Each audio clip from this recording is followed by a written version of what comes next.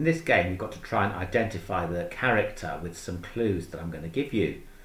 First clue is a little bit harder and you get 3 points if you can identify from that clue. Second clue is worth 2 points and the third clue is an easy clue, and that's a 1 point if you can guess the character from that clue.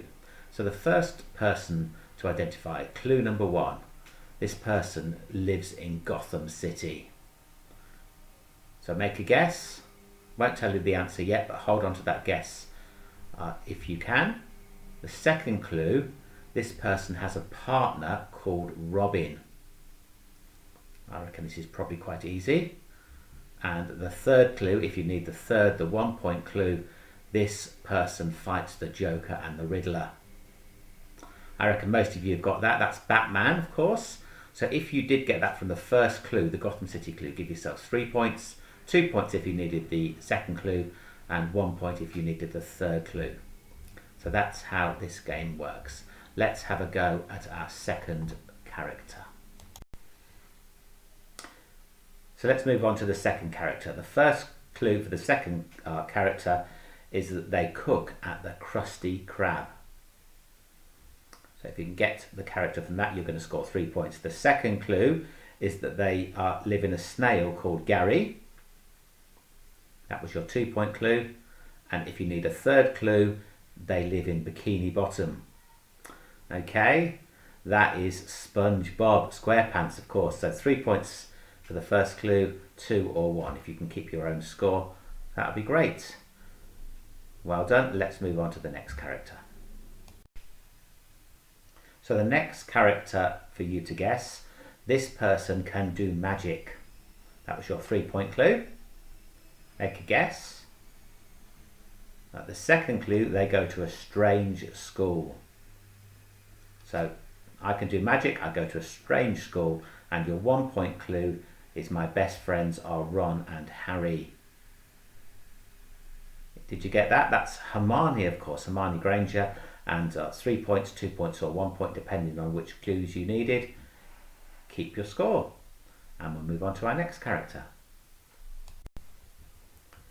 So the next character is a dog. Anyone want to make a guess about that?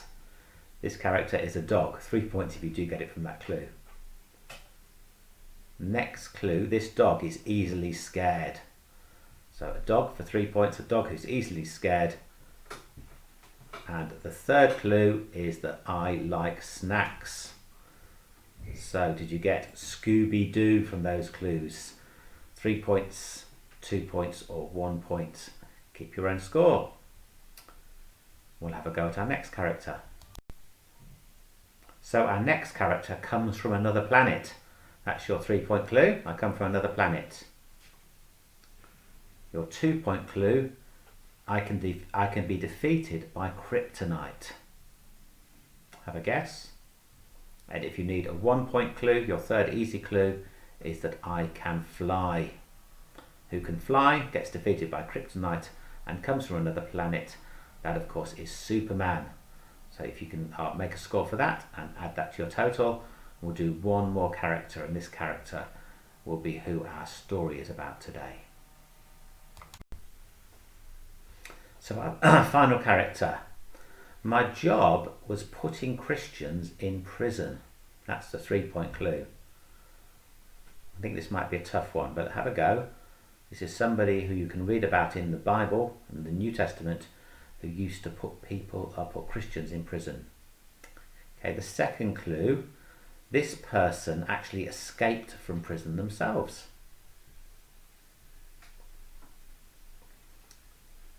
And the third clue is this person are changed. They used to actually be called Saul, and then they had a great vision on a journey and saw God in the sky, and they changed their name. Actually, their name rhymes with Saul, which might give it away. So if you get that, that is Paul, and that's who our story is going to be about today. So why don't you see how many points you got overall, and then we'll move on and do the story of Paul. So before he became Paul, his name was Saul, and he was a Roman citizen, and he had been given the job of finding Christians and rounding them up and having them put in prison. Some of them were even thrown into the Colosseum, and they were persecuted there. And Paul was very good at his job. He would travel around looking for people who followed this new faith. If you remember, Jesus had just died, and the Christians were claiming he'd come back to life.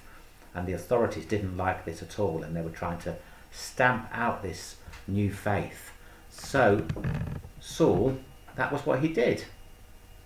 And his name caused fear among the Christians. If anyone said Saul was in town, the Christians were terrified, because of course they knew what he was trying to do to them.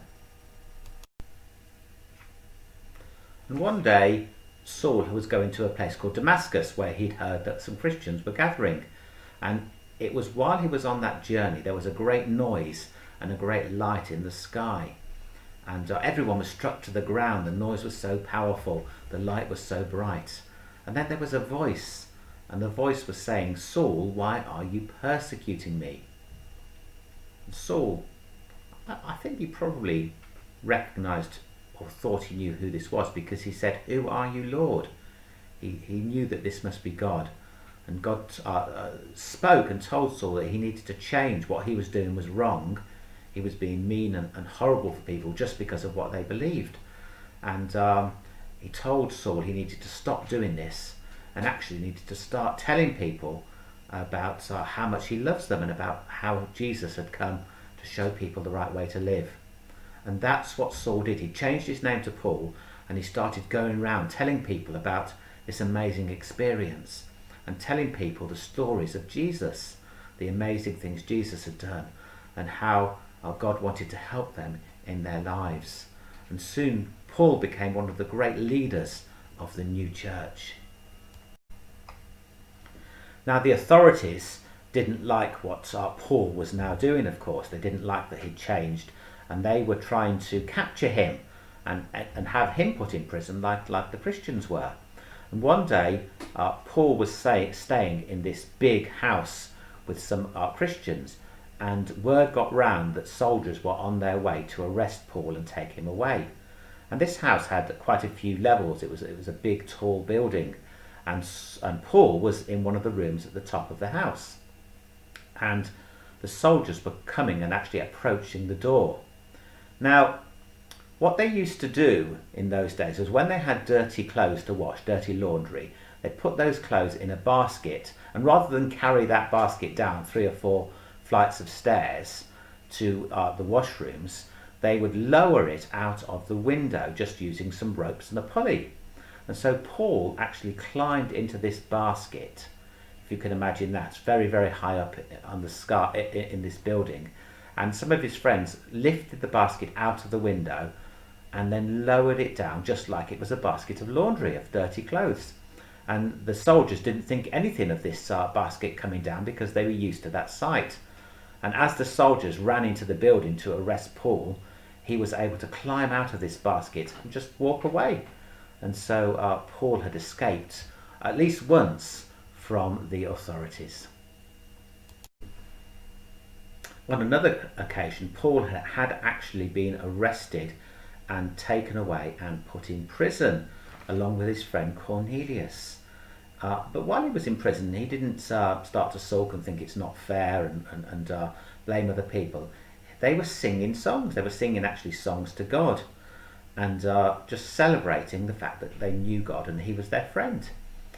And that night there was a great earthquake, and the prison gates collapsed. The prison walls fell down. Anyway, the jailer was terrified, because he was expecting that the prisoners would all have escaped, and he would have got the blame, and the Roman authorities would not have been kind to him. So when he went into the cells expecting to see them empty, the prisoners were still there. And Paul said, look, God caused this earthquake, and we could have escaped, we could have ran away, but we knew that you would have got blamed and in serious trouble. So we wanted to stay here and tell you about Jesus. And they went and did that. And the jailer actually took them to his house. He did actually put himself at risk in doing that, and looked after them. And the next day, the authorities said actually Paul shouldn't have been arrested anyway. God was really looking after Paul in that situation. And Paul carried on telling people about Jesus and carried on being a target for the authorities.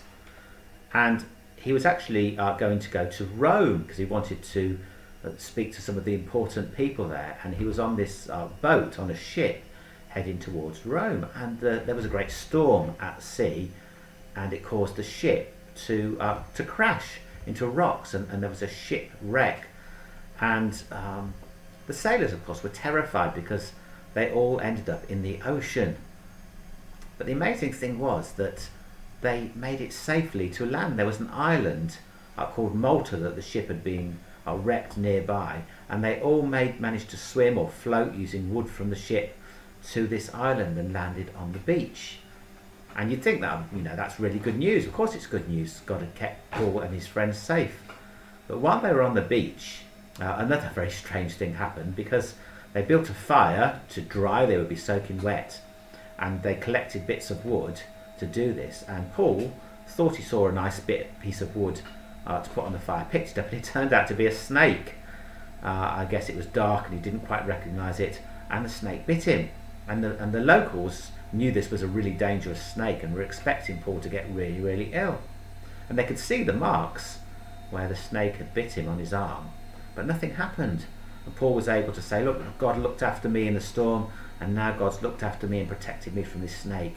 And he was able to start teaching them about God's love as well. And Paul did end up in Rome, and actually Paul ended up as a very famous person for Christians, an important person, and he wrote a number of the books which we can now read in the Bible.